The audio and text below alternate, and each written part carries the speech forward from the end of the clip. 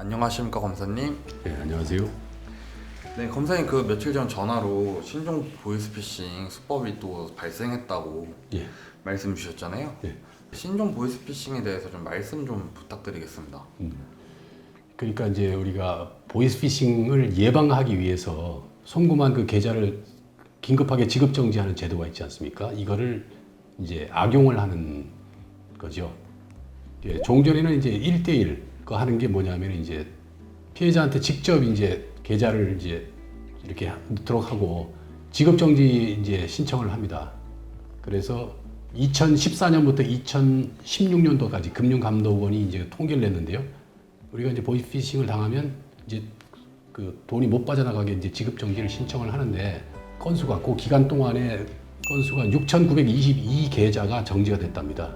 근데 중요한 게 지급 정지 신청을 했으면 신청한 때로부터 3일 안에 경찰서에도 신고하지 않습니까? 경찰서에 가서 사건, 사고, 사실 확인서를 갖다 받아서 해당 은행에다 제출을 해야 되거든요. 서면으로. 근데 서면으로 제출을 안 하는 거예요. 그게 실질적으로 서면으로 제출된 게 아까 6,922계좌 중에서 722계좌, 다시 말해서 10.43%만 실질적으로 서면을 내는 거죠. 만약에 서면을 안 내면 정지가 안 되는 거거든요.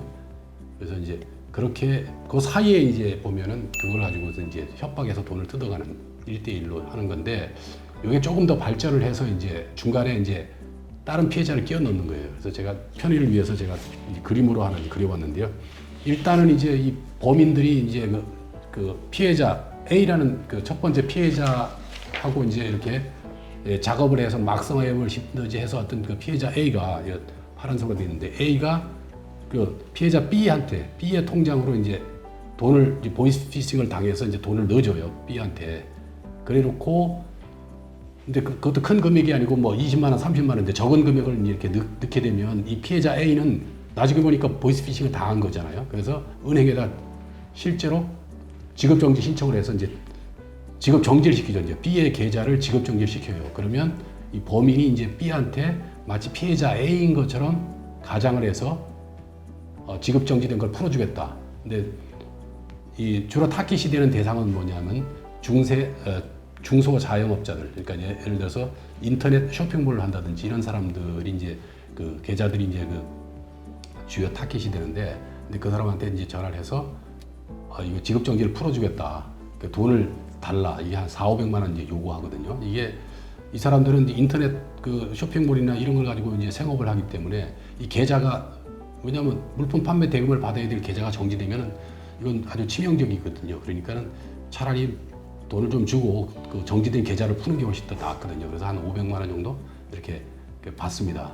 근데 나중에 보니까 이게 보이스피싱이다 이거죠. 그러니까 이중으로, 그러니까 협박을 통해서 이렇게 그러니까 실제로 어떤 사람으로 하여금 보이스피싱을 당하게 이렇게 해서 그 사람을 가장해서 이제 이런 식으로 해서 이중 보이스피싱이 가장 최근에 이제 일어나고 있는 수법입니다.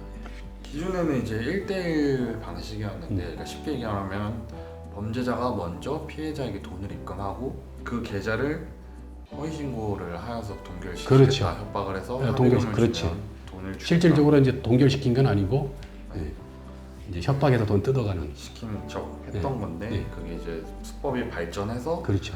다른 사람을 이용해서 이 사람한테 지급 정지를 실제로 시키고 이제 그 피해자인 척해서 그 사람에게 돈을 뜯어내는 정말 악질적인 수법인 것 같습니다. 네. 근데 이렇게 이중으로 보이스피싱을 하게 되는 이 수법은 사실 다른 데서도 또 쓸 수도 있을 것 같기도 하거든요. 예.